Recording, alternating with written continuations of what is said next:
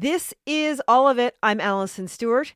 In 2023, a jury in a civil trial in New York found President Donald Trump liable for sexually abusing writer E. Jean Carroll in the dressing room of Bergdorf Goodman in 1996. In 2024, a jury decided that the president must pay her $83.3 million for defamation after he made many inflammatory statements about Carroll. And just last week, an appeals court ruled that Trump didn't have to pay it until the Supreme Court weighed in. But director Ivy Meeropol doesn't want audiences just to know the story of E. Jean Carroll's assault or her legal battles. She also wants to get them to know E. Jean the journalist, the celebrated advice columnist, and her take me as I am personality. Ask E. Jean follows E. Jean Carroll throughout the two trials, but also tells the story of her life and career. And after a successful run on the film festival circuit, the doc is getting a theatrical release at IFC Center starting tomorrow. When director Ivy Meeropol joined me on the show to talk about it, I started by asking her to describe how her relationship with E. Jean Carroll began. Well, 6 years ago, I read the cover story in New York Magazine that she the excerpt from her book was published in New York Magazine that a lot of people I know in New York read. And I immediately tried to reach out to her as I was so struck by how she told her story.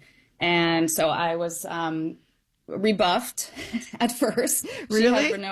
Yes, she had really no interest in having a documentary made about her at that point. And there were other filmmakers who were trying to chase her down as well. And I just, I continue, the first no for a documentary filmmaker, usually we don't even hear it. Yes, right, true. So I went ahead and I kept trying to reach out to her. And then a mutual friend, a colleague of hers, recognized my name and suggested that she have a look at some of my work, particularly the film I made about Roy Cohn for HBO that came out in 2019 that I actually talked to you about, Allison. I remember. And E. Jean was quite struck with that film. And so that opened the door for me, and we began, and that was the beginning of the pandemic. So we actually first met over Zoom, where I got to have a glimpse at her fantastic home in the background and became even more intrigued by her. As you sat down with her and decided, okay, we're going to do this documentary, was anything considered off limits? Interesting. At the start, no. We were kind of flying blind a little bit, only because the trials really hadn't begun. So it was such early days that. But because, as you mentioned at the top, I was so interested in her life before, we started there. And I think, that was, exciting for both of us to delve into that. So right off the top, there was nothing off limits. What happened eventually is, during the trials, I mean, I really thought the film was really not even, it wasn't clear we were ever going to be able to complete it because once they were in the courtroom, I was not able to film anymore, and we weren't sure we would continue because that was obviously the priority. So no, I mean, really, there was nothing off limits with E. Jean. I mean, she is completely herself, and I think that was one of the things that really drew me to her. What's a question that you had about E. Jean Carroll that you wanted to answer in this documentary? I wanted to understand how, it's interesting because it's almost like a question that I couldn't ask her directly, and that I had to learn from watching her shows from the mid-90s where she had the Ask E. Jean show, and then also the video depositions that we were able to use in the film that are so powerful because it's where she had to tell her whole story direct, for on the record for, the court. And so I think what I wanted to understand was how someone who was so just this powerful, outsized, strong figure, a woman who really made her way herself, so independent, so strong, had buried these painful, traumatic events.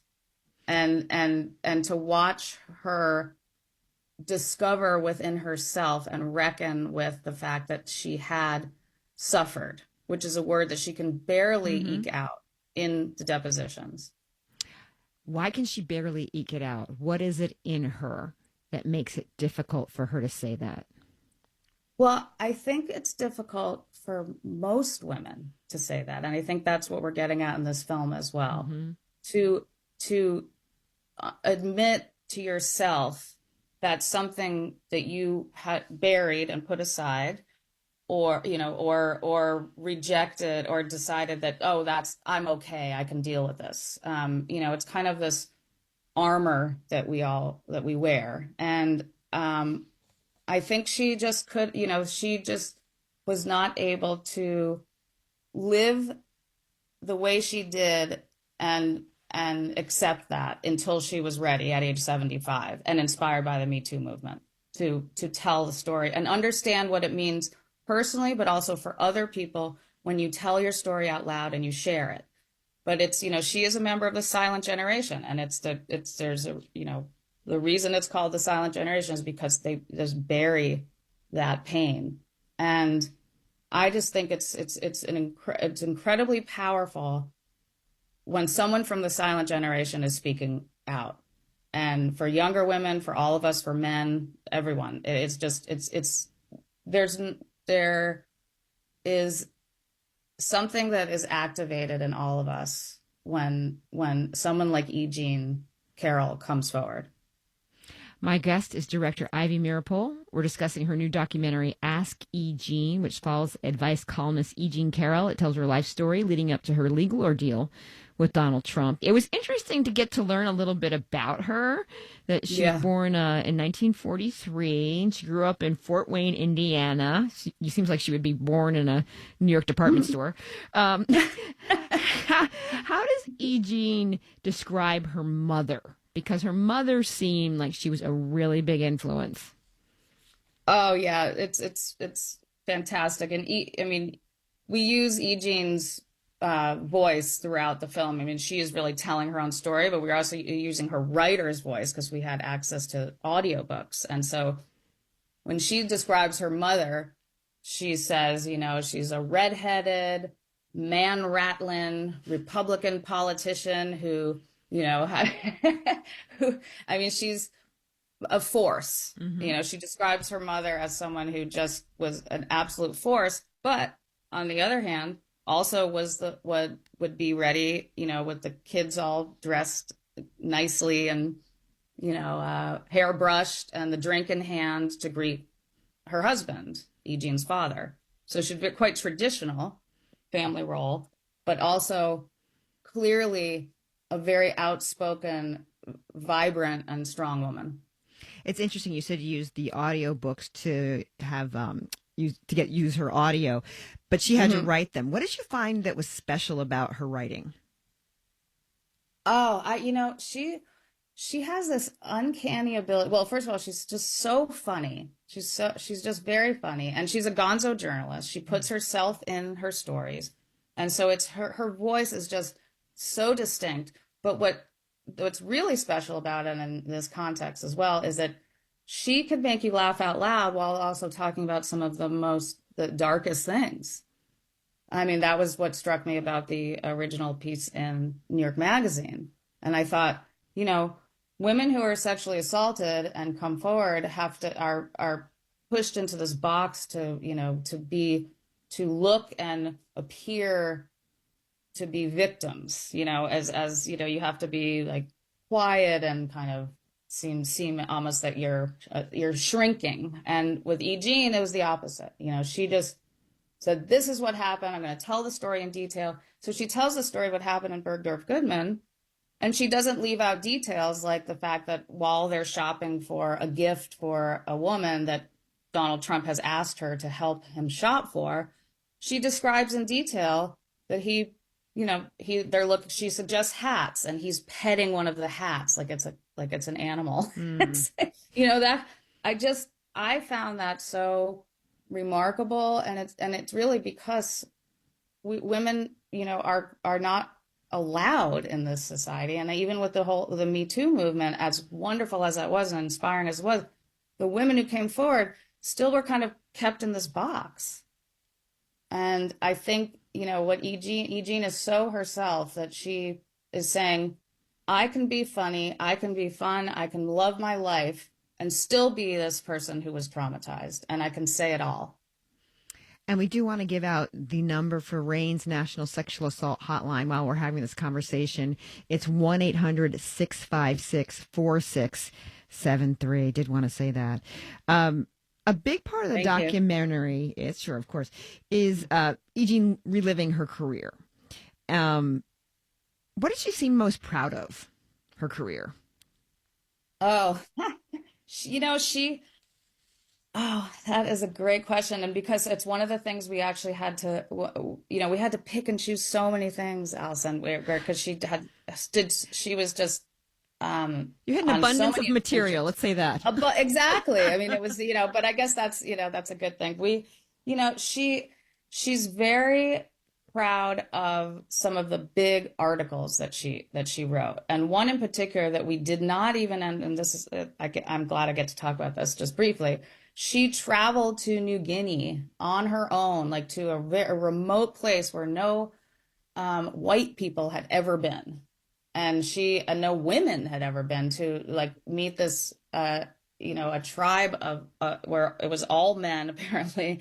And it was for Playboy magazine. I hope I'm not getting that wrong. And it was just an incredible, I think she was just so proud of herself that she did that. And because it is an incredible feat. I mean, she still has the backpack that she wore and that she carried through. And it was quite dangerous. She probably, there were moments where she could have died. And I think she was just quite proud of herself for that. But even from, the beginning, in the film we talk about how she takes Fran Lebowitz camping. Right. And I think, she has such great ideas for kind of taking people out of their comfort zones and seeing who they really are in those situations. And those, I think she's very proud of her work as a gonzo journalist. And I know some people aren't going to like to hear this, but I think she's a better gonzo journalist than Hunter S. Thompson. Really? I do. I personally find her voice more engaging. But and she's not as well known, clearly, but I hope this film helps her become more known. She's more well known as an advice columnist. Ask Eugene in the magazines as well as on television. Why is she someone that is so good at giving women the truth, the hard truth, even if it's a really tough statement that she's got to give?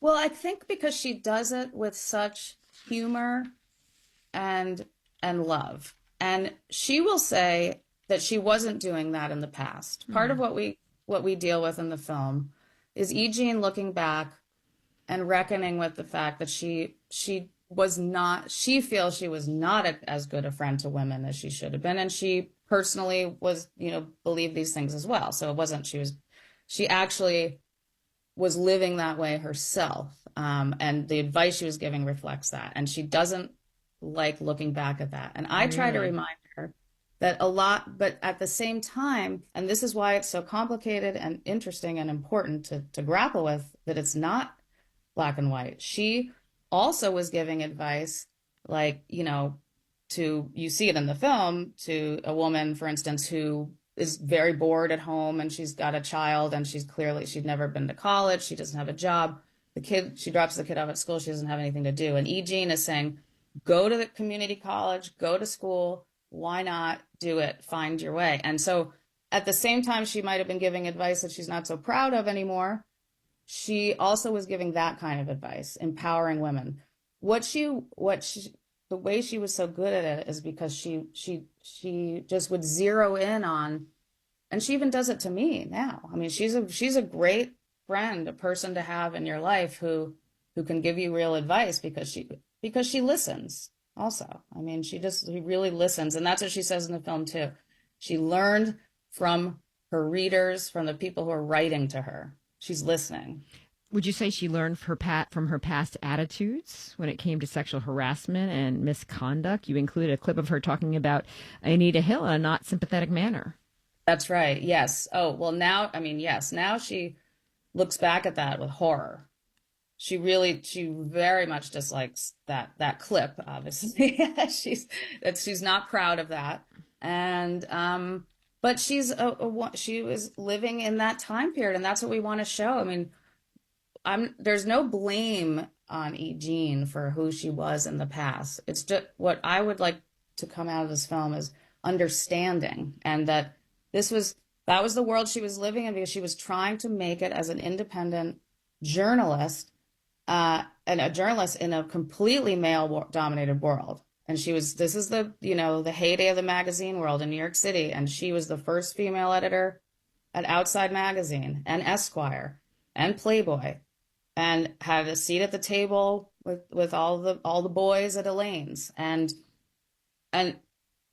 she had to compromise things in her own life and kind of contort her view of things in order to succeed. E. Jean says at one point in the documentary she was not a political person before all of this happened with Donald Trump and President Trump. How would she describe her relationship with politics now? Well, I think she has become quite politicized, and she's paying attention, and she's become an activist in certain areas. I mean, she went to Albany and helped lobby for the Adult Survivors Act that gave a window for victims of assault to file in court, just as she did. And she continues to, I just think it's made her, if you want to just say much more aware and engaged in political life. That was my conversation with documentary filmmaker Ivy Meeropol. Her film Ask E. Jean will be playing at the IFC Theater starting tomorrow. Coming up, we'll preview our next Get Lit with All of It book club event next Wednesday. Author Tom Perrotta joins us to talk about his novel Ghost Town. Stick around.